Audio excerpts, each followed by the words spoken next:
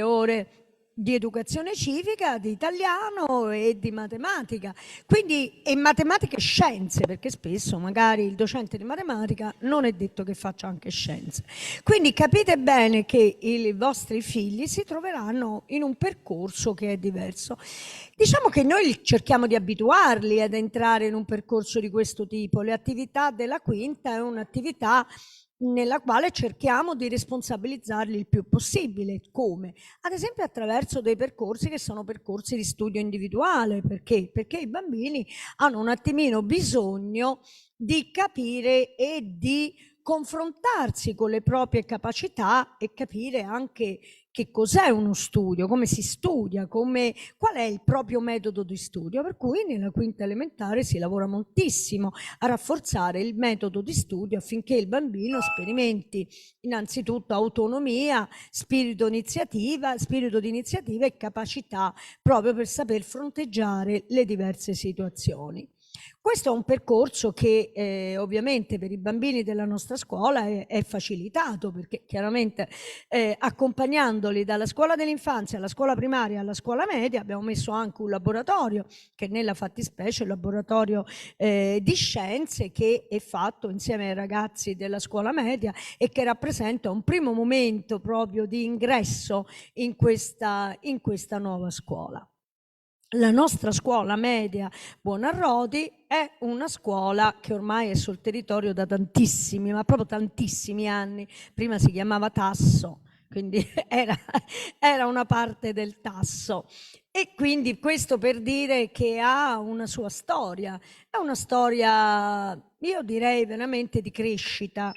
E le iniziative che poi sostanzialmente si prendono alla scuola Buonarroti sono delle iniziative che sono di tutto l'istituto comprensivo. Voi avete visto che da quest'anno i ragazzi hanno una piazza che non è soltanto una piazza che rappresenta l'entrata o l'uscita da scuola, ma che rappresenterà e deve rappresentare sempre di più uno spazio anche per studiare all'aperto. Spesso i professori, sia di scienze, sia di matematica, sia il professore di tecnologia o di educazione fisica, utilizzano lo spazio esterno proprio per dare ai bambini una possibilità di esprimersi in altri modi. Un altro progetto che da quest'anno è anche alle scuole medie è il progetto Scuola Aperta, Scuola all'Aperto, che è nato più per necessità legate al Covid, al fatto che stavano con la mascherina e quindi volevamo allargare gli ambienti. Ma la vicinanza a Villa Borghese ha fatto sì che si potesse contare su un progetto in cui i ragazzi vivono l'esperienza delle scienze, dell'espressione artistica direttamente in un luogo bello, quale può essere lo spazio aperto di Villa Borghese. Uno spazio dove lavoriamo molto a far sì che la lezione sia, come si suol dire, capovolta, dove non è il docente, ma è il ragazzino stesso, attraverso l'esperienza che gli deriva da un contatto stretto, a poter realizzare il suo processo di apprendimento, che poi viene riportato all'interno di un sistema classe. Noi in tutte le classi della scuola media siamo forniti di digital board e soprattutto io adesso entro il 23 di febbraio partecipiamo al PNRR, per cui abbiamo stanziato 130.000 euro per l'acquisto e il potenziamento delle classi che debbono diventare dei laboratori a pieno ritmo. Non immaginate il laboratorio informatico, ma il potenziamento dell'ambiente di apprendimento anche con tecnologie informatiche significa che noi possiamo dare spazio a tutte quelle metodologie innovative che partono proprio dalla classe capovolta, dal lavoro di gruppo, dal lavoro di peer educational, quindi cercare di fare dei processi, di mettere in atto dei processi di apprendimento che aiutano notevolmente il ragazzino. Noi statisticamente vi dico, la lezione frontale, che purtroppo, diciamo tipo quello che sto facendo adesso io, una conferenza, che purtroppo è nel 98% della metodologia che viene utilizzata nella scuola primaria e perché no anche nella scuola secondaria, immaginiamoci poi nella secondaria di secondo grado a gogo, non è una metodologia vincente, perché è una metodologia in cui il docente parla a un X ragazzo su una media statistica, cioè il ragazzo che mediamente può comprendere quel tipo di spiegazione. E quindi non si realizza quella sorta di individualizzazione dell'apprendimento, cioè una didattica partecipata, collaborativa, una didattica suddivisa per gruppi, che fa sì che ogni bambino possa ricevere quello di cui ha bisogno. Per cui noi già da tempo siamo abituati a lavorare in un'ottica di laboratorio, perché è la carta vincente per arrivare a tutti. Le prove Invalsi testimoniano che comunque i nostri ragazzi, a parte questa leggera flessione che abbiamo avuto, ma l'hanno avuto in tutta Italia, certamente la scuola del Covid non ha favorito, cioè i bambini con la mascherina, tantissime assenze, assenze del docente, il supplente, quindi però comunque stiamo sempre al di sopra della media provinciale, regionale e nazionale in italiano. Comunque tipo per fare parla Buonarroti. Quindi questo significa che nonostante l'urto molto forte, la nostra scuola ha tenuto e che i nostri ragazzini hanno conseguito comunque dei risultati importanti. Quest'anno si ritorna con le prove Invalsi, sia per i ragazzini di quinta, dove stiamo mettendo anche molta attenzione. Perché molta attenzione? Perché il voto con cui escono alle Invalsi i bambini di quinta quest'anno poi viene valutato alla fine della terza media per verificare se l'ingresso al settore superiore, cioè praticamente la scuola media, che cosa ha fatto per migliorare il loro voto? Cioè sono rimasti tale e quale o hanno raggiunto risultati maggiori, perché quello viene valutato con la prova Invalsi di terza media, che è la prova in uscita. Allora, per quello che riguarda lo scorso anno, posso dirvi che i nostri alunni, l'effetto scuola è stato un effetto scuola abbastanza positivo. Molto nella scuola primaria, molto alto nella scuola primaria, cioè nel passaggio dalla seconda elementare alla quinta elementare. Abbiamo ottenuto un livello buono anche l'effetto scuola, cioè quei bambini che sono stati presi in quinta, certo poveri figli hanno fatto 3 anni, uno mezzo a casa e 2 col Covid, però comunque l'effetto scuola in qualche modo si è visto. Allora, questo per dirvi che noi siamo anche molto attenti e che c'è una valutazione costante del processo d'apprendimento, e questo significa che cerchiamo poi di mettere in atto tutti quegli accorgimenti, perché leggere e riconoscere i propri punti deboli significa avere poi la possibilità di trovare i correttivi adatti e di modificarci. Fermo restando che, ringraziando Dio, ne commentavamo con la professoressa delle scuole medie, i nostri ragazzi della scuola Buonarroti comunque hanno dei risultati alti alle prove Invalsi, anche i ragazzi delle quinte dello scorso anno, spero anche quelli di quest'anno.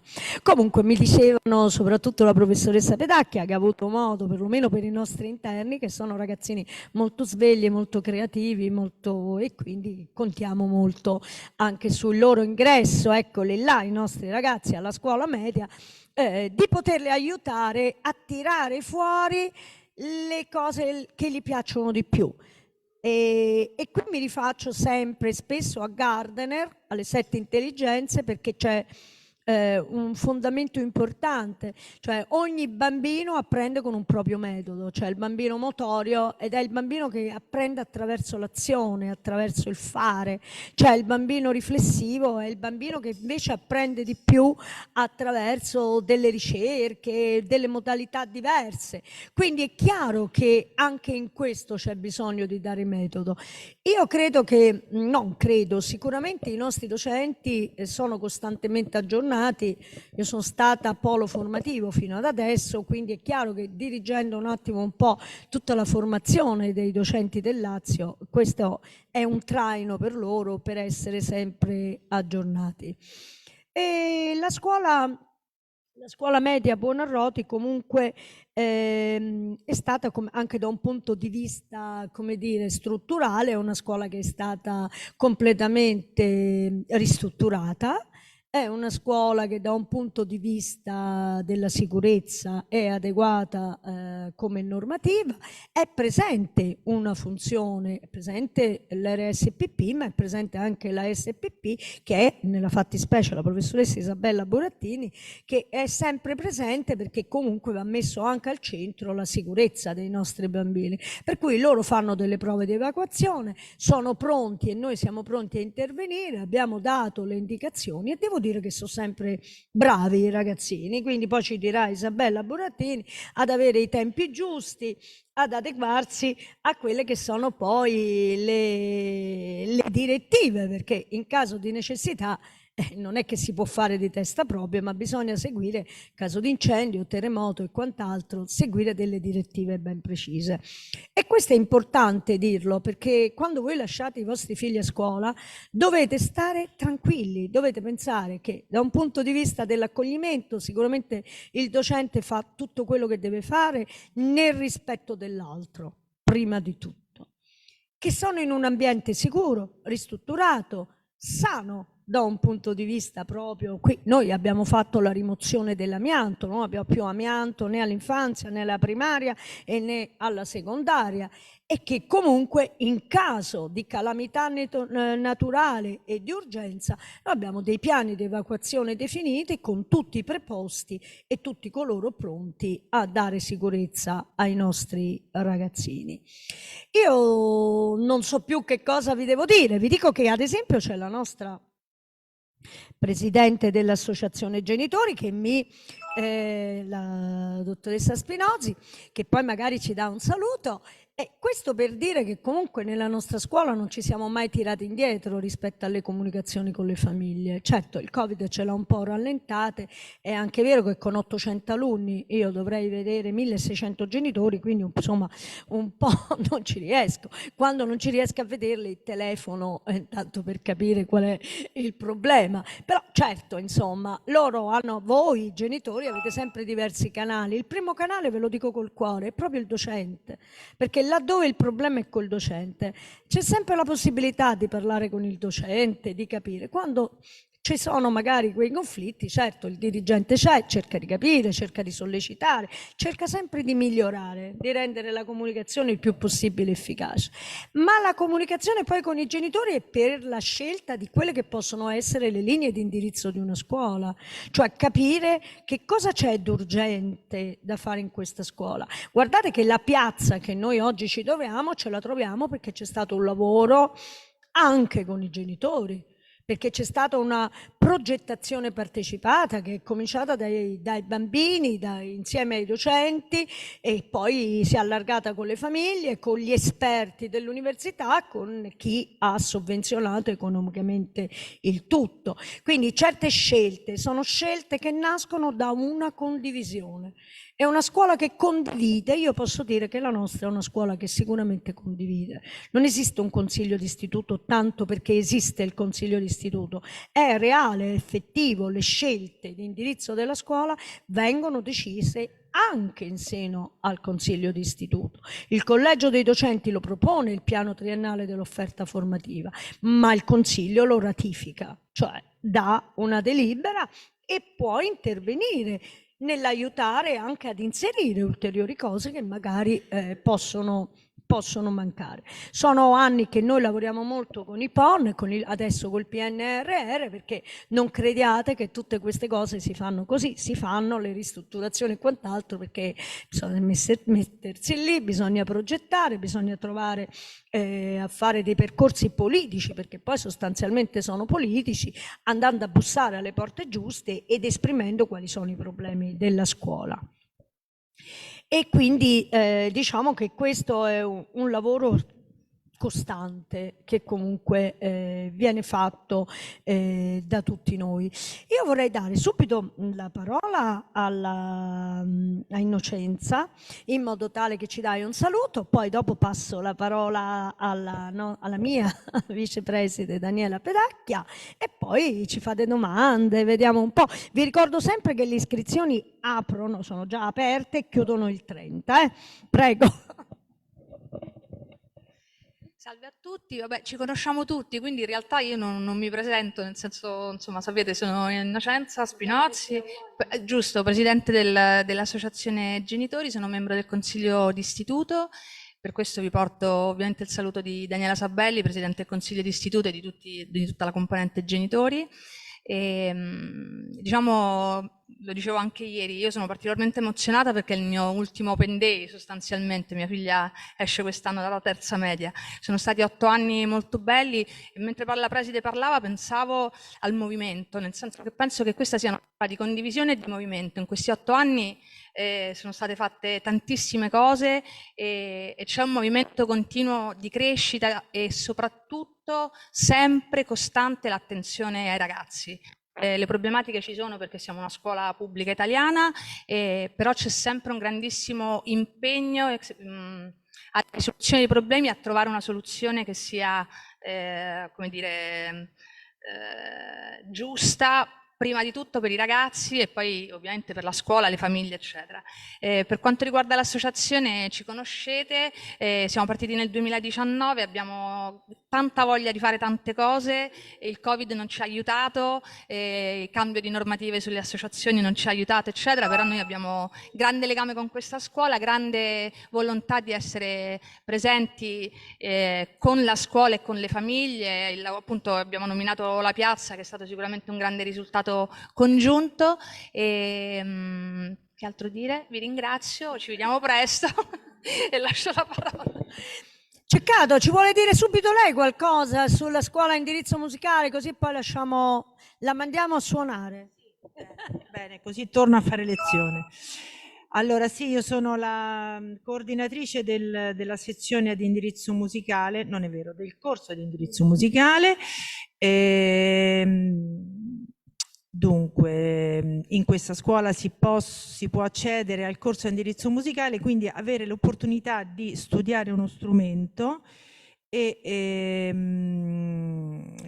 questa scuola abbiamo 4 strumenti: il pianoforte, il violino, la chitarra e il clarinetto. La materia strumento musicale è una materia disciplinare ed è diciamo una materia scolastica che entra nel curriculum scolastico del ragazzo, quindi è una materia opzionale, cioè si sceglie in prima media ma è obbligatoria, cioè nel momento in cui si entra nella classe di indirizzo musicale si prosegue per 3 anni. La disciplina è curriculare. Sì, sono 3 ore in più che vengono effettuate nel pomeriggio, c'è un'ora di lezione individuale sullo strumento e 2 ore di musica d'insieme. Quindi sono 3 ore settimanali. Per accedere al corso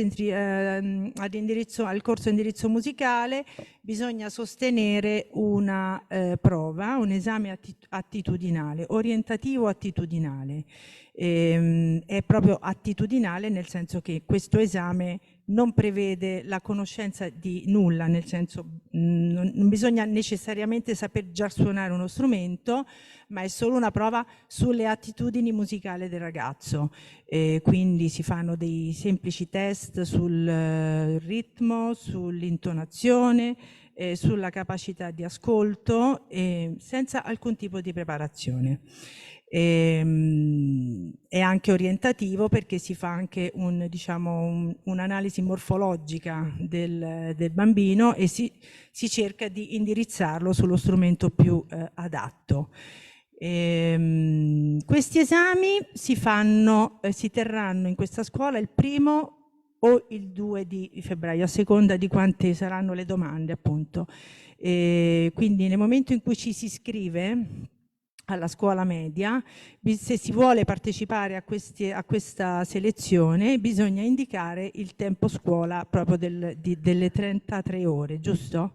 No, delle 30 ore.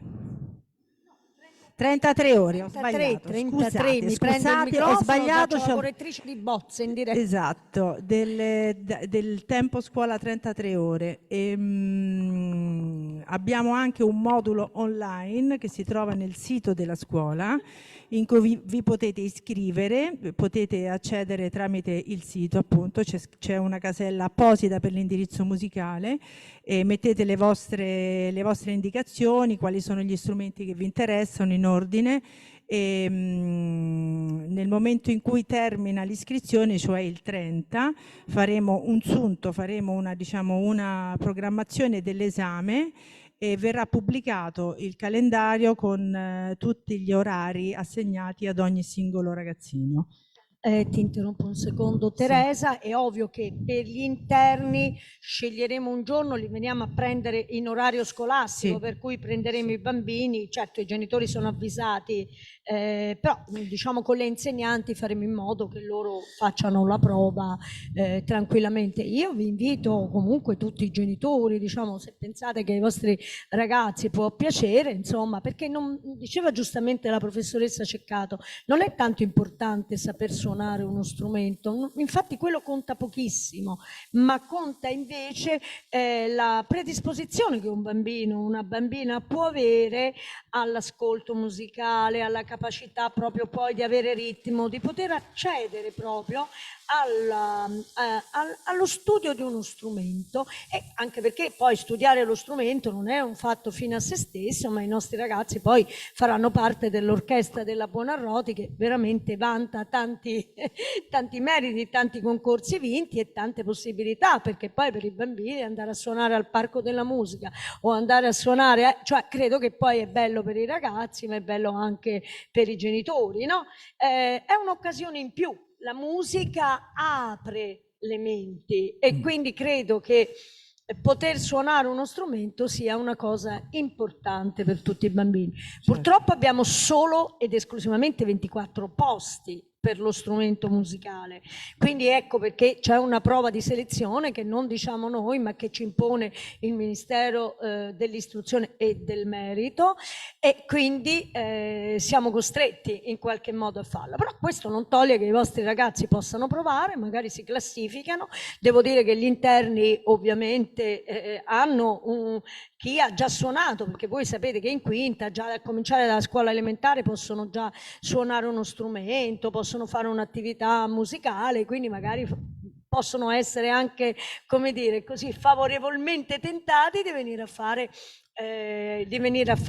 la prova. È chiaro, poi per i bambini che non dovessero entrare, lì noi poi siamo disponibili con le famiglie a valutare eventualmente la classe qualora fossero esclusi dal corso B e quindi dall'indirizzo musicale. No, lo volevo dire questo anche per tranquillizzare, insomma, noi abbiamo un rapporto comunque diretto, non so Teresa. Sì, assolutamente, quindi io vi invito comunque a tentare di entrare nella classe. Devo dire che negli ultimi anni i numeri ci hanno sempre aiutato, nel senso che poteva capitare qualche anno in cui erano molti, ma poi alla fine anche gli idonei che erano diciamo, presi come riserva riuscivano comunque ad accedere, perché c'è il ragazzo che si trasferisce, c'è quello che poi alla fine si iscrive, insomma, diciamo, le possibilità ci sono. E qualora chi non riuscisse ad entrare volesse comunque fare magari idoneo ma non entra per mancanza di posto, abbiamo dei corsi anche extrascolastici di musica, naturalmente sono a pagamento ma sono a prezzi assolutamente diciamo moderati, quindi diciamo cerchiamo di accontentare comunque tutti quanti. Suonano nell'orchestra, esatto. Insomma, quindi non è e insomma diciamo che lo strumento è proprio uno strumento in più di crescita. Il confronto con lo strumento ci aiuta a conoscerci meglio, lo dovremmo studiare tutti, preside. Con la professoressa Ceccato avete il numero? No, abbiamo l'indirizzo. L'indirizzo? No, cioè indirizzo musicale, entrate lì, avete anche per prenotare un colloquio personale con la professoressa, telefonico, online, quindi chi volesse poi ulteriormente approfondire per il discorso musicale lo può fare direttamente con la professoressa a disposizione. Ceccato. Grazie, okay. Teresa. Buon Daniela, proseguimento. ci vieni a deliziare delle tue introduzioni. Grazie Preside, buonasera a tutti di nuovo. Allora passerei a dare un po' una panoramica sulla strutturazione di dell'organizzazione della nostra scuola media, che appunto, come avete già sentito parecchie volte, è una scuola di indirizzo musicale. Allora, se posso avere la prima diapositiva.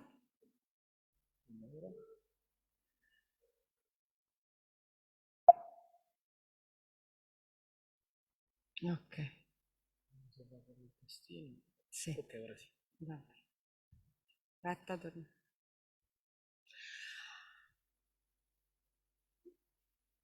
Allora, abbiamo 5 sezioni più una classe seconda F. Abbiamo una sezione ad indirizzo musicale, avete sentito adesso la mia collega, la professoressa Ceccato, di cui ce ne ha parlato, e la sezione B. 33 ore settimanali, lo ripetiamo, dal lunedì al venerdì 8:10, 14:10 e 3 ore aggiuntive di strumento musicale in orario pomeridiano. Poi abbiamo una sezione a tempo prolungato, che è la sezione E, con 38 ore settimanali, cioè dal lunedì al giovedì, 8:10, 16:10, comprensive di un'ora di mensa, qui a scuola, in questo plesso, e il venerdì 8:10, 14:10.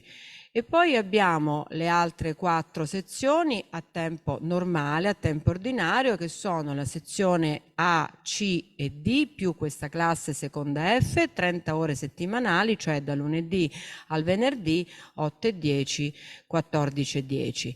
Per quanto riguarda le lingue straniere, oltre all'inglese che è in tutte le classi, abbiamo il francese nelle sezioni A e C, lo spagnolo nella sezione B ed E e il tedesco nella sezione D ed F. Per quanto riguarda invece i nostri ambienti in comuni, abbiamo una palestra, un cortile, quindi all'esterno, dove è possibile seguire l'attività motoria, tempo permettendo, ma insomma noi lo sfruttiamo tantissimo, una biblioteca e dei laboratori come il laboratorio di falegnameria, di informatica e il laboratorio di scienze.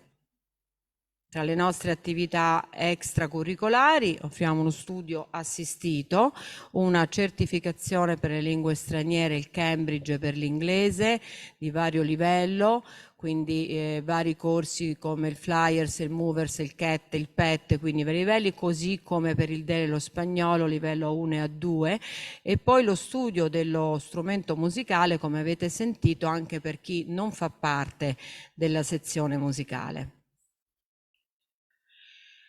Tra i molteplici progetti che la nostra scuola offre, io ne ho menzionati solo veramente pochi, alcuni. Per esempio sicuramente il potenziamento dell'attività musicale, quindi tutte le attività legate alla nostra orchestra Buonarroti, quindi concorsi, delle rappresentazioni, concerti, il coro e un corso di informatica musicale, il Sibelius, che è appena partito. Il potenziamento, tra i progetti che riguardano il potenziamento delle discipline sportive, sicuramente in primo piano la settimana bianca, a breve partiremo, sulle Dolomiti, poi qui abbiamo la referente di questa organizzazione e quindi magari di tutti i viaggi, e poi passeremo la parola sicuramente alla mia collega. Poi la settimana verde, in programma ovviamente alla fine della scuola, dopo gli esami, quindi verso, insomma, dopo il 30 giugno. Attività invece curricolari di judo, tornei di pallavolo, ping pong e giochi sportivi studenteschi. Per quanto riguarda invece l'intercultura, abbiamo sempre scambi culturali che sono stati fatti e continueranno a esserci, sono già ripresi i rapporti e sono in progress con la Finlandia, la Francia e anche in particolare la Germania e la Spagna ultimamente, e campi scuola in Italia, all'estero, oltre alle varie uscite didattiche su tutto il territorio. Per progetti legati alla cittadinanza e al benessere dello studente, vorrei ricordare quello contro le dipendenze, contro il bullismo, in particolare il cyberbullismo, contro l'illegalità, e anche uno sportello di ascolto psicologico per gli alunni e le loro famiglie. Per quanto riguarda invece il potenziamento delle discipline scientifiche, abbiamo giochi matematici in collaborazione con le università e il laboratorio di scienze. Il potenziamento linguistico, oltre alle certificazioni di cui vi ho parlato prima, quindi il Cambridge a vari livelli A1, A2, B1 e B2, il DELE A1, A2, abbiamo anche le CLIL, cioè lo studio di una materia curricolare potenziata dall'utilizzo delle lingue comunitarie.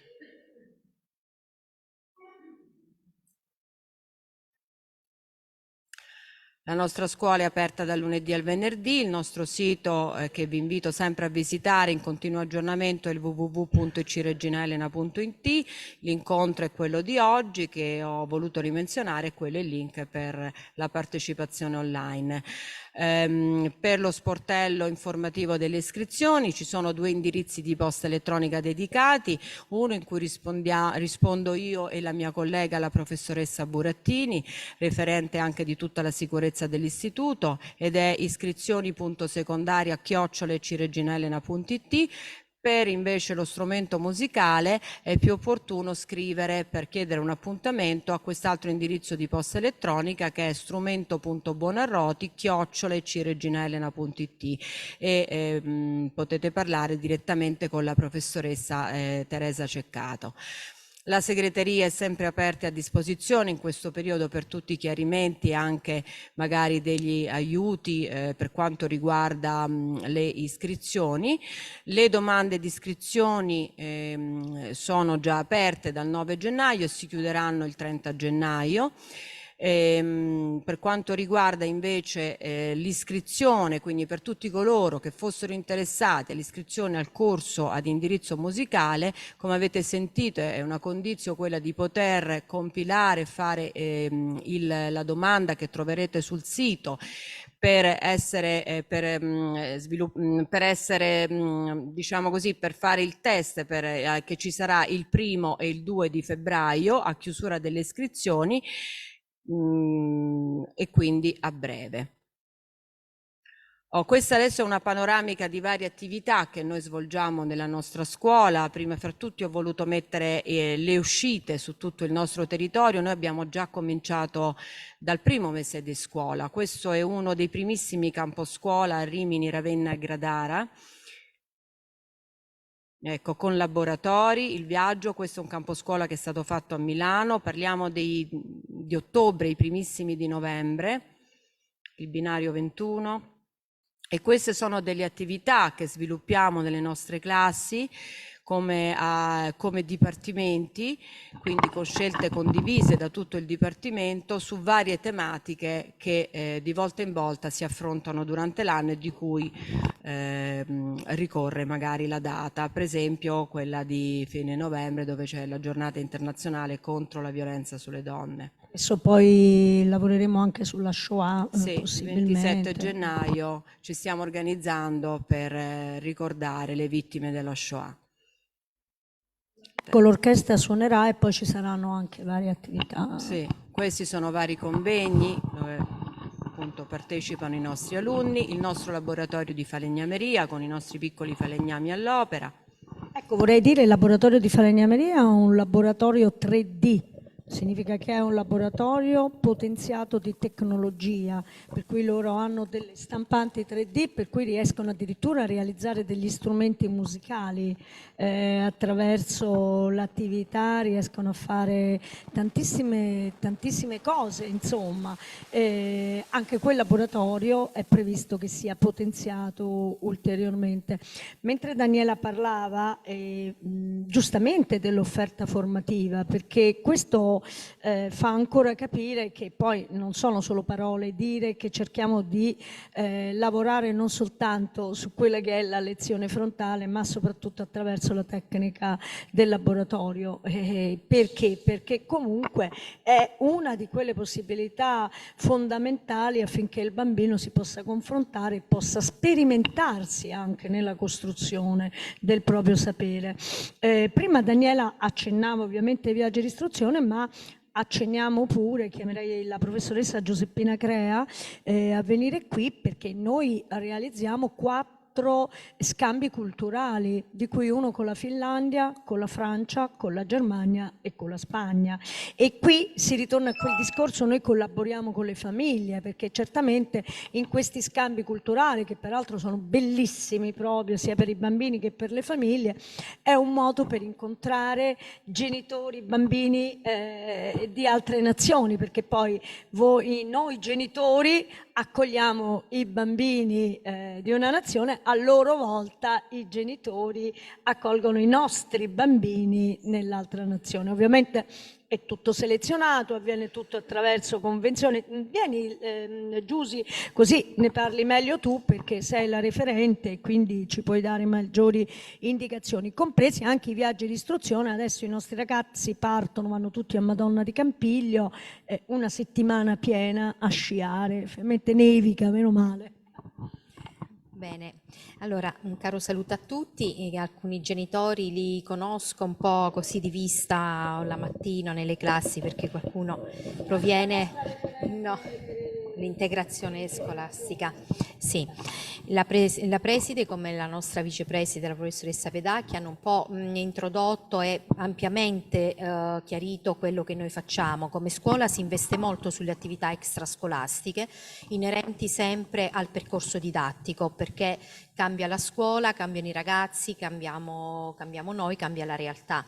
Quindi ci teniamo molto a queste esperienze sia per la socializzazione, quindi come accennavamo abbiamo ripreso quest'anno, quindi abbiamo preferito realizzare queste esperienze nel mese di ottobre. Tutte le classi fanno queste esperienze e qui a me fa piacere che oltre alla professoressa Pedacchia, con la quale insomma condividiamo queste iniziative, questa organizzazione e condivisione sul posto, ci sono le colleghe che hanno partecipato alle varie uscite, alle varie attività, alle varie proposte, partendo dalla professoressa Burattini, proprio perché avendo una terza media abbiamo fatto un percorso a Milano anche sull'esperienza della Shoah, tant'è vero che a binario 21 ci siamo andati direttamente con la guida e abbiamo avuto questa bellissima possibilità di far conoscere ai ragazzi direttamente quello che è stato, cosa che adesso il 27 ci sarà come trasmissione su Rai 1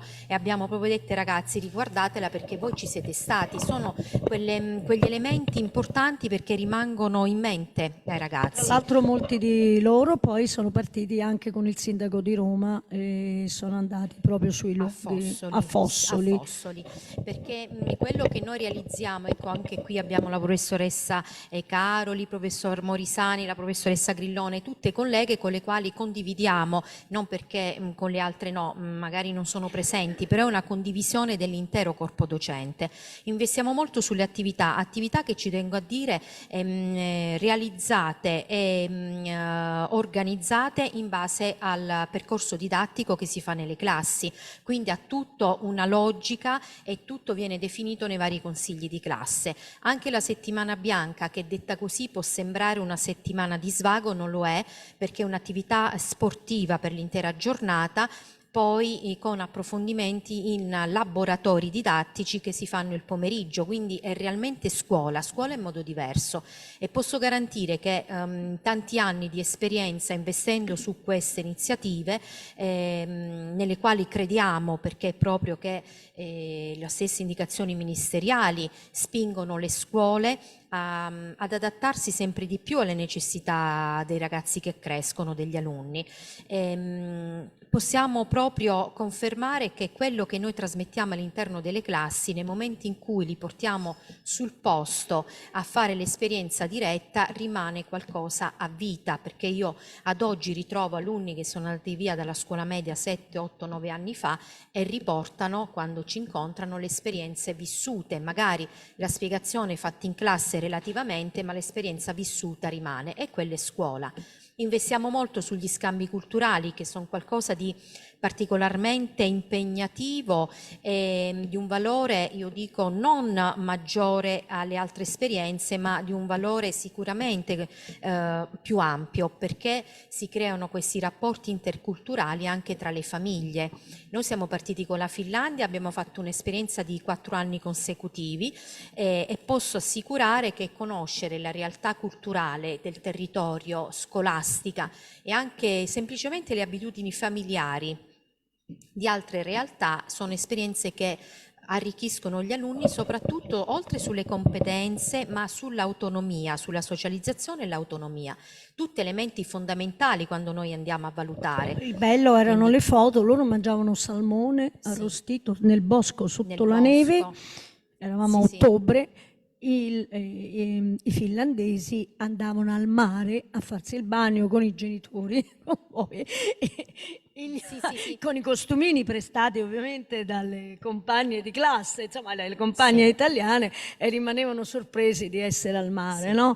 Per cui, per dire, insomma, sono momenti molto belli, molto, molto creativi. È chiaro che li realizziamo alla scuola media perché i bambini sono un pochettino più grandi, anche se il viaggio in Finlandia l'abbiamo portato anche con Patrizia Fronzi, li abbiamo portati in Finlandia, insomma, quindi li abbiamo portati anche con la quinta, però ecco. La scuola media facilita in un certo senso anche l'adattamento degli alunni all'interno delle famiglie, perché si parla sempre di realtà diverse. Quindi questo è un po' il nostro percorso, che poi cerchiamo di portare avanti nel miglior modo possibile. I genitori magari ci faranno delle domande, così è preferibile approfondire con le loro domande, quindi lascio un'ultima cosa alla professoressa Burattini sullo sportello d'ascolto, la sicurezza, insomma lei incarna tanto del lavoro non solo alla media, per cui il mio pungible, quando me la devo prendere con qualcuno, me la prendo con la professoressa Burattini, vai. Allora, dunque, lo sportello progetto d'ascolto, abbiamo noi degli psicologi che lavorano gratuitamente per noi e dei tirocinanti, però sono psicologi già laureati e specializzanti, che partecipano a questi sportelli d'ascolto, perché abbiamo una convenzione con la Sapienza, giusto? Con l'Università La Sapienza, per cui accogliamo questi tirocinanti seguiti da psicologi esperti, ovviamente molto importanti alle spalle. Lo sportello progetto d'ascolto ovviamente accoglie i genitori, quindi è indirizzato ai genitori e che poi possono, soprattutto per la scuola primaria, far accedere anche ai figli per 3 incontri. È uno sportello psicopedagogico, per cui certamente non viene fatta terapia, ma vengono dati quei consigli per poter migliorare il percorso didattico e per far sì che i genitori che hanno dei dubbi, delle paure, delle incertezze possano diciamo fare un'azione mirata per aiutare i loro ragazzi. Rientra nello sportello d'ascolto l'attività di orientamento per le terze medie, che noi come insegnanti iniziamo dalla prima media facendo vari progetti. Per esempio adesso ne stiamo mettendo in campo uno, è un progetto sperimentale che parte su 3 scuole, per cui attraverso l'utilizzo di un'app che è stata creata da una società di cinematografia e naturalmente è finanziato dal Ministero, come si chiama adesso, dell'istruzione e del merito. E noi attraverso questa app facciamo, che è diretta anche ai genitori, quindi i genitori possono accedere, eccetera, faremo delle attività che sono di prevenzione al bullismo, al cyberbullismo, alla violenza anche di genere fatta attraverso il web, ma sono anche un modo per indirizzare i ragazzi e fare l'orientamento, perché loro impareranno a fare il montaggio, impareranno a girare dei piccoli video, impareranno tutte le tecniche e impareranno a caricarli, quindi vedranno la parte buona del web e dell'uso delle app, e nello stesso tempo faremo orientamento e prevenzione. Per cui cerchiamo sempre, appunto, questo per dire, ho citato questo progetto perché inizia da oggi la preparazione, perché noi cerchiamo sempre comunque di fare in tutte le attività anche un po' di orientamento, e poi appunto arriviamo alla terza media dove intervengono invece gli psicologi, per cui vengono somministrati dello sportello di ascolto, vengono somministrati ai ragazzi dei test che poi vengono discussi insieme al consiglio di classe e i risultati presentati ai genitori, per cui riusciamo a dare un consiglio orientativo mirato. Poi certo i genitori a volte non ci ascoltano. Io dovrei aggiungere che dai dati invalsi viene fuori che i genitori che seguono il consiglio orientativo dato dalla scuola, generalmente i ragazzi poi fanno la scuola secondaria di secondo grado bene e conseguono degli ottimi risultati. Abbiamo una percentuale minima, devo dire, un 5% di genitori che comunque anche a fronte del consiglio orientativo non lo segue perché poi e purtroppo si disperdono, perché poi questo è un dato di fatto. Certo, spesso ci capita di dire forse è meglio che faccia un tecnico anziché uno scientifico, dopodiché il genitore è convinto che il figlio deve fare il classico, ma anche lo scientifico, e quindi è chiaro che poi il ragazzino non va bene, avrà i suoi problemi, si disperde e tutto quello che c'è. Noi abbiamo, per esempio, adesso va molto di moda fare lo chef, molti ragazzini gli piacerebbe fare i cuochi, eccetera, però poi alla fine anche loro, perché l'orientamento viene fatto anche con il bambino, per cui ci sono dei momenti in cui gli psicologi lavorano, gli dicono immaginati, sogniamo insieme, chiudiamo gli occhi, ci siamo svegliati, sono passati 12 anni, dove sei, che lavoro stai facendo? Poi, insomma c'è tutto diciamo è tutto un percorso che poi si incrociano i dati e ultimamente è stata fatta la restituzione, quindi a tutti i bambini che avevano io voglio fare, a me mi piace andare, poi nella restituzione del dato si è poi lavorato a capire, spesso coincide, devo dire che spesso poi coincide, ma in quei casi in cui non coincide si mette insieme il docente, il bambino e il genitore e cerchiamo di collimare il tutto. Ve lo dico perché questa è una cosa che voi troverete alla scuola media, quindi sarete coinvolte nell'attività di orientamento che aiuterà voi e i vostri figli a scegliere la scuola. È importante saper scegliere il proprio futuro, perché se si sceglie la scuola in un certo modo e si ha successo, voi capite bene che il successo aiuta ad andare avanti, gli insuccessi creano molti più problemi. Grazie. No, volevo anche dire dei circle time nelle classi, cioè quando noi, anche noi docenti, riscontriamo un problema nelle classi, ricorriamo anche noi agli psicologi, organizziamo dei circle time con la classe, con l'autorizzazione dei genitori e quindi diciamo ci mettiamo anche in gioco noi qualora ci siano dei problemi per cercare un po' di risolvere tutto quanto. Grazie Isa, grazie. Vogliamo sì, io direi diamo la parola, anche ci sono delle domande dai genitori web? Ah, ok. Allora, se volete fare domande, noi ci siamo, cerchiamo di rispondervi.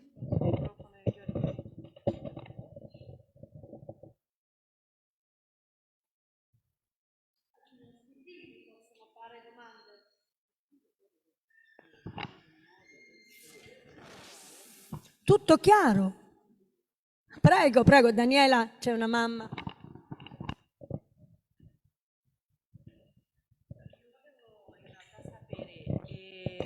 La classe a indirizzo musicale che lingua fa?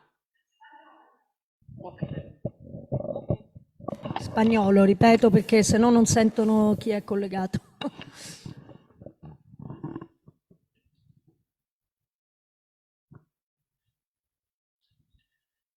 Stai mandando perplessità, ansie. Ecco, allora rispondo io perché molte domande mi arrivano email e quindi magari le rimetto in modo che qualcuno la ritrova. Per esempio molti genitori mi chiedono ma come faccio a mandare mio figlio in classe con l'amichetto, l'amichetta del cuore? E voi potete segnalarcelo, no? Io poi vorrei dire questo, ecco, per i genitori, perlomeno parlo per i genitori che sono nelle mie quinte. Ad esempio il voto che adesso avranno i vostri figli al primo quadrimestre, io lo definisco il voto reale, veritiero, quello che loro effettivamente meritano. È importante questo perché su quel voto noi costruiamo le classi. Poi è chiaro che alla fine della quinta premieremo la loro voglia di fare e tutto, però è importante questo perché così noi abbiamo molto chiaramente l'idea se un bambino intanto ha bisogno di potenziare delle cose, di recuperare delle cose prima della fine dell'anno, perché comunque lo sappiamo che poi durante l'estate ovviamente tutti i promossi non studiano, ma soprattutto per capire che magari c'è da insistere più su alcuni argomenti o su alcune discipline o italiano o matematica. Riguardo alla formazione delle classi, io vorrei spiegarvi, noi seguiamo un algoritmo e quindi in questo algoritmo noi abbiamo tanti maschi, tante femmine, tanti bambini prematuri. Poi non sempre si riesce, perché poi non è detto, c'è l'anno che nascono tutte femmine e l'anno che nascono tutti maschi, però cerchiamo insomma di equilibrare tanti bambini che sono della nostra scuola, più l'ingresso di nuovi bambini, e insomma sono tante le variabili, e tra queste c'è anche il voto di ingresso, no? Le fasce di voto. Perché? Perché una classe eterogenea è una classe importante, altrimenti noi ci troveremmo ad avere le classi dove abbiamo tutti i ragazzini che hanno dei voti altissimi e classi dove abbiamo bambini che invece hanno delle problematiche, e questo non aiuta. Noi siamo consapevoli che per i docenti avere una classe dove c'è una percentuale di bambini molto bravi, altri meno bravi, oppure ci sono anche bambini con delle difficoltà, l'eterogeneità invece aiuta molto di più, perché abitua e si dà la possibilità di fare dei programmi particolareggiati per ciascuno. Quindi partiamo da un'ottica che è un'ottica che segue l'individualizzazione dell'insegnamento e anche dell'apprendimento, cioè cercare di dare a ciascun bambino quelle cose di cui poi sostanzialmente ha bisogno. Voi provate a mettere la lingua, ad esempio, però sappiate che la lingua non sta nell'algoritmo, non è un criterio di selezione. Generalmente noi riusciamo ad accontentare tutti. In alcuni casi no, ma comunque vi telefoniamo, ci sentiamo. E poi se voi volete mettere qualche compagnuccio, qualche compagnuccia che desiderate che stiano insieme, in genere, giusto Daniela, noi cerchiamo di, nei limiti del possibile, cerchiamo di rispettarlo. Comunque noi alla fine della quinta abbiamo la commissione continuità e quindi ci si incontra con le insegnanti di quinta e si cerca di capire qual è la struttura meglio per i vostri bambini. Anche quello fa parte dell'orientamento in uscita, proprio per cercare l'esperienza. Ci insegna che questo tipo di formazione delle classi funziona. Io quando sono arrivata qui, per i primi 3 anni che non c'era questo sistema, poi l'abbiamo creato e sicuramente migliorato tantissimo, era sempre un problema, perché poi mi ritrovavo che in base alla scelta della lingua o chissà quale altre scelte, io avevo le classi di serie A e le classi di serie B, e questo non può essere. Allora noi dobbiamo creare nelle classi dove ci sia un'eterogeneità, una capacità e dove tutti possono stare bene insieme. Non so Daniela se vuoi aggiungere qualcosa. Mi aggancio a questo che ha detto la nostra dirigente, cioè la scelta della seconda lingua per voi sì è un desiderio che potete esprimere, però non è un obbligo assolutamente, ecco, poi per la scuola. Poi in ogni caso comunque ci si contatta sempre, manteniamo sempre un rapporto continuo e costante con le famiglie per qualsiasi cosa. Invece è fondamentale per voi scegliere il tempo scuola, che diventa per noi un obbligo. Ok? Quindi prego, aspetti che arrivo. Perché siamo anche online. Grazie. E dicevo, a parte la seconda lingua, c'è qualche altro indirizzo particolare nella sezione? Per esempio, mi sembra di ricordare che il francese, che se non sbaglio è A e C, ma una delle 2 sezioni ha un indirizzo tecnologico o qualcosa del genere? Sì, allora, il corso A da diversi anni ormai ha seguito, diciamo che prima era in fase sperimentale, nel senso che non esistendo la tecnologia nella scuola, noi partecipavamo a un progetto del Ministero e anche con l'Università di Milano e di Perugia per la realizzazione, intanto per la formazione dei docenti che avrebbero dovuto guidare questo indirizzo tecnologico e per avere le tecnologie che ci fornì la Samsung Italia. È chiaro che poi la pandemia, l'implementazione di tutte le tecnologie informatiche, la partecipazione ai PON, al PNRR hanno fatto sì che in tutte le classi ci fosse una dotazione tecnologica. Però è chiaro che il corso A comunque segue anche un curriculum digitale che da quest'anno, cioè dal prossimo anno scolastico, solamente noi oggi cominciamo ancora in fase di sperimentazione, vorremmo estendere a tutte le classi della secondaria e della scuola primaria. Visto che abbiamo lavorato molto sul potenziamento tecnologico, è chiaro, la parte avvantaggiata, per loro il curriculum digitale è già una realtà. In questo senso. Poi se volete potete anche parlare direttamente con la mia collega di matematica e scienze, la professoressa Caroli, che fa parte di questo corso. Se Ecco. ci dice qualcosa ci fa piacere. Loro sono il nostro cavallo e poi ci aiuteranno in tutte le altre. Sì, allora la sezione A è proprio per l'applicazione dell'informatica nelle materie scientifico-matematiche.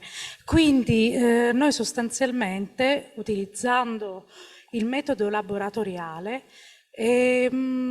facciamo approcciare ai ragazzi la matematica con l'informatica. Quindi diciamo che consigliamo, io ormai sono 2 anni che sono in questa scuola, cioè 3 anni, però sono nella sezione A da 2 anni, quindi invito i miei alunni a dotarsi di un tablet, di un computer, di portarlo in classe e lavoriamo, facciamo degli incontri per ora che sono di 2 ore al mese. Vorremmo estenderli per esempio a considerare un corso pomeridiano, ma questo dall'anno prossimo, quando poi lo riusciremo a potenziare, perché c'è molto interesse da parte degli alunni e approcciamo a tutto quelli che sono i software matematici, per esempio Excel oppure ad esempio GeoGebra,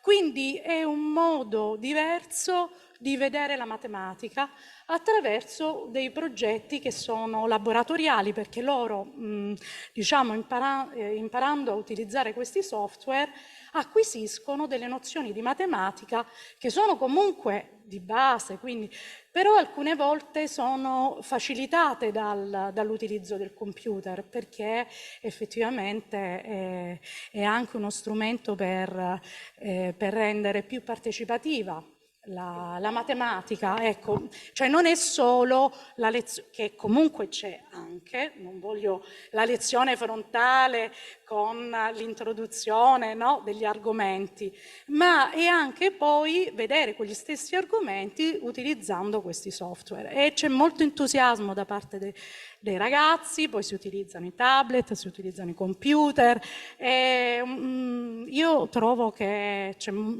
moltissimo entusiasmo da parte loro, che mi chiedono continuamente di fare questa lezione di informatica. Io potrei aggiungere, non c'è la professoressa Re, che poi è lei e la Mastroianni che utilizzano moltissimo questo metodo, che avviene attraverso le EAS, che sono delle esperienze di apprendimento situato. Che cosa vuol dire? Vuol dire che nell'ambito della progettazione della classe ogni esperienza, ogni EAS predispone all'interno della progettazione che ci sia la parte dell'apprendimento sicuramente, no? Ma che si faccia sempre poi riferimento a una parte esperienziale che dovrebbe poi concludersi con la presentazione del prodotto che loro hanno realizzato, e quindi questo avviene sia per la matematica che per l'italiano. È un apprendimento di tipo collaborativo, per cui partecipano. Sì, infatti parlo a nome della professoressa Re, e loro per esempio con una terza A dell'anno scorso avevano progettato tutto un sito sulle sulla lettura, sul tema della lettura, quindi i libri che avevano letto, le presentazioni dei progetti di lettura fatti nell'arco dei 3 anni.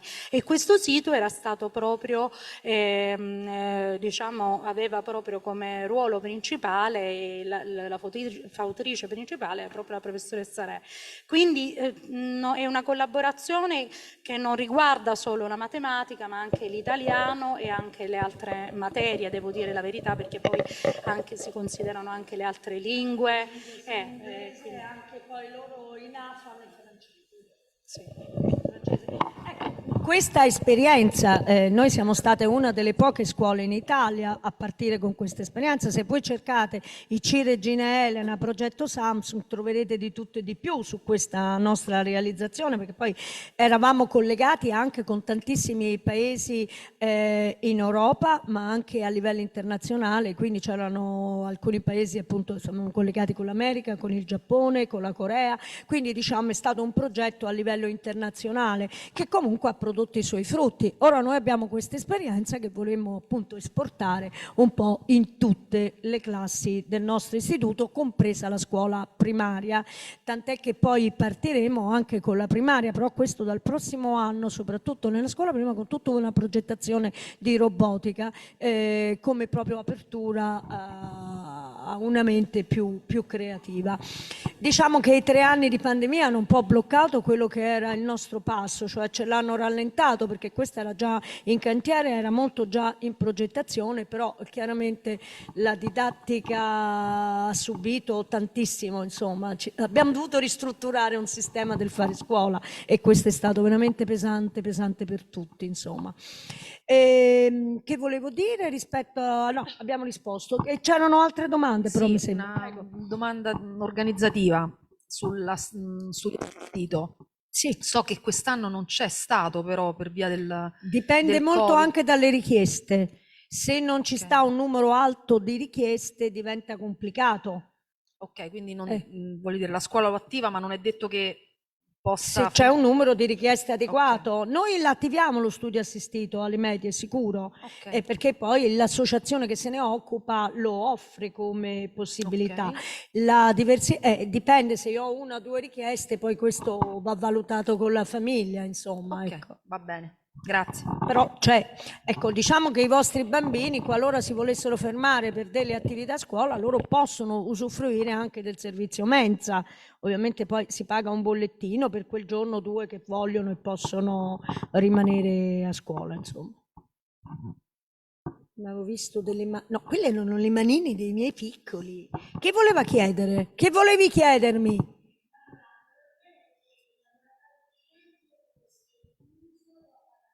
Ma il laboratorio di scienze c'è sempre, amore mio, ma la professoressa Pedacchia lo lucida tutti i giorni. Sì. Ormai è della professoressa Pedacchia il laboratorio di scienze, gli dobbiamo chiedere permesso, ma anche di passarci davanti. Il laboratorio di scienze è un'aula comune che abbiamo nella nostra scuola, voi la conoscete, ci conosciamo, abbiamo fatto tanti esperimenti insieme quest'anno e tanti se ne faranno. Ogni insegnante può andare come e quanto vuole, basta soltanto prenotarsi e poi ognuno va con la propria classe e organizza il proprio percorso con i propri alunni. Si possono fare tante attività, voi ne avete già avuto un assaggio, direi, insomma, anche corposo per certi aspetti. Aggiunto che il laboratorio di scienze viene fatto col CLIL, cioè noi facciamo anche in lingua inglese per potenziare l'apprendimento linguistico. E questo mi sembra importante perché comunque i bambini hanno bisogno di essere immersi, al di là che poi fanno il Trinity, fanno le certificazioni, perché vengono offerte, anzi di livello superiore alla scuola media. Questi esperimenti sono stati presentati al nostro Open Day del 3 dicembre, i ragazzi parlano nelle 2 lingue comunitarie, quindi in inglese e anche nel tedesco, quindi questo proprio perché è un ambiente che si presta, è una materia che si presta molto bene alle CLIL, quindi all'utilizzo, al connubio tra le scienze e le lingue, ma che si può fare e che sicuramente è stato fatto e si farà anche in altre materie. Va bene? Questi sono gli scambi culturali. Questo è è anche uno degli ultimi Open Days. C'è Giussi adesso, ma certo in Finlandia ci hanno portato dentro a dei laboratori meravigliosi, però noi abbiamo fatto la nostra, ci siamo salvati. Lì si entrava senza scarpe, per cui i nostri ragazzini si chiedevano, camminavano con le ciabattine, tutta una scuola proprio diversa dalla nostra. Sì, beh, è un'esperienza completamente diversa. Tu, Daniela, da sei quella. stata Sì, io in sono Finlandia? stata di primissima mattina, fanno sport, si va a pattinare sul ghiaccio, loro arrivano a scuola con gli sci, ovviamente è tutta un'altra organizzazione, un altro modo di fare scuola. Insomma, ci sono tante differenze. Insomma, l'inglese sicuramente fin dai primi anni. A me? Devi chiedere a me o alla preside? A tutti, bene.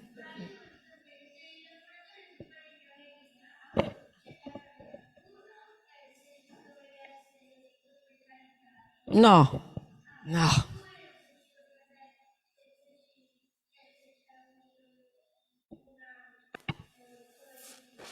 Vabbè, guarda, tu vedrai un professore rosso con i capelli ricci, un codino, quello è il professor Ramassotto. Lui ci porta tutti al laboratorio, vi fa costruire di tutto e di più, vi fa usare questi strani attrezzi tridimensionali che alla fine fa uscire di tutto e di più, vero Isabella?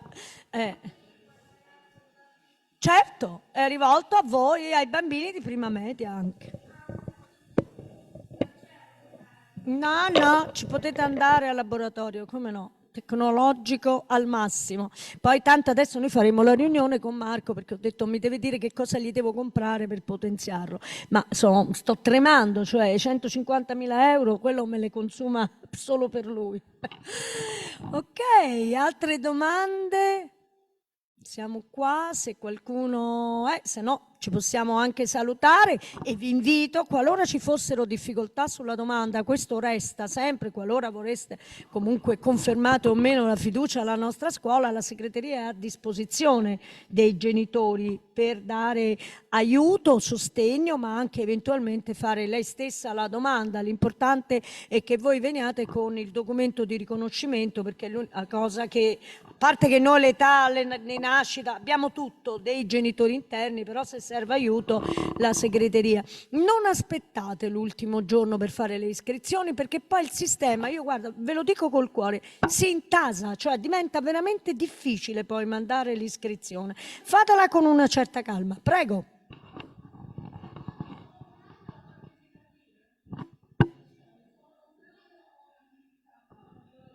Solo online, però la segreteria la può fare online perché noi abbiamo un canale, diciamo per noi è molto più semplice fare l'iscrizione spesso che da casa, ma sono solo ed esclusivamente online. Per questo vi suggerisco di farla per tempo, perché se c'è qualche errore, per esempio una mamma ha scritto Regina Elena di Rovigo, cioè, si è sbagliata poi. Tornata qui ancora, non si preoccupi perché poi noi siamo in grado perché finché sono aperte, finché c'è la possibilità si fa, quindi è anche l'occasione, ecco per esempio quando vi abbiamo detto fate la preiscrizione, perché io alla fine verso gli ultimi 3-4 giorni se vedo qualche alunno al limite se mi trovo la preiscrizione dico signora, a me è capitato qualche volta che ho telefonato e mi hanno detto ma come, io l'ho fatta ma in realtà non era andata a buon fine, e allora siamo in tempo per potervi dare una mano, insomma, in questo senso. Prego. Sì, buongiorno. Mio figlio è indeciso se iscriversi alla sezione musicale e volevo capire, credo sia possibile fare il test ed eventualmente poi cambiare idea anche se si viene presi. Certo. E nella seconda scelta, quindi in questo caso, si può indicare anche la sezione o solo la lingua?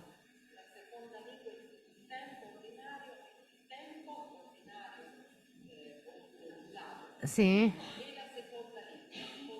Comunque signora, poi chi rinuncia viene contattato e quindi scegliamo poi eventualmente insieme il percorso.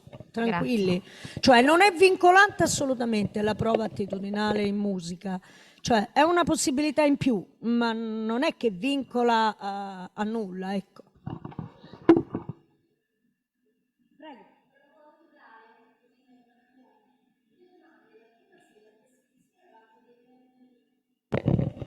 più imbarazzante col microfono. Se avete dei moduli cartacei da poter compilare adesso, lo facciamo online. Io non ho fatto una prescrizione ancora. No, noi l'abbiamo dati sul sito della nostra scuola. Ok. Ok. Va bene. È interno, ma per avere, ad esempio, per la sezione musicale, in modo che la Ceccato contatta più velocemente i genitori che vogliono fare la prova, perché per noi capire quanti effettivamente sono, perché fino alle 11:59 del 31 un genitore può mandarmi la domanda. No, infatti avevo capito che era più una vostra esigenza e volevo, diciamo, darvi, diciamo, questo dato, esatto. Per agevolare, semplicemente per quello, Esatto. perché poi a me mi arrivano anche tantissimi bambini da fuori per le prove che non sono della mia scuola, quindi un attimo per l'organizzazione anche con le maestre, stabilire a che ora li veniamo a prendere, insomma. Per chi ha questo desiderio, se lo fa un po' prima del 31 e ci fa un modulo, ovviamente ci aiuta un attimo ad agevolare il tutto. Poi non è obbligatorio, per carità. Sì, no, era più per dare un dato, diciamo, Grazie. a voi. Non per altri. Poi volevo chiedere, è possibile far vedere il plesso della Buonarroti ai bambini che chiaramente non sono interni? Vedo che loro sono tutti interni. mi Allora, sembra, o è questo chiuso? però di mattina, magari nell'orario, Daniela, sì. Era un po' per farli toccare Adesso con mano. no, perché adesso vedete una scuola chiusa Certo, che non... ok, va bene, va bene. Allora bisogna prendere appuntamento. Daniela... Ok, grazie. E poi ci si accorda.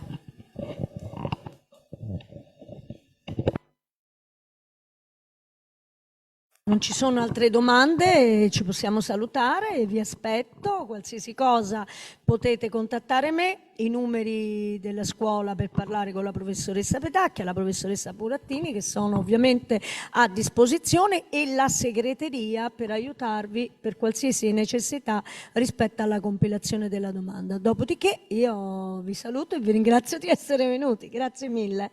Grazie, arrivederci.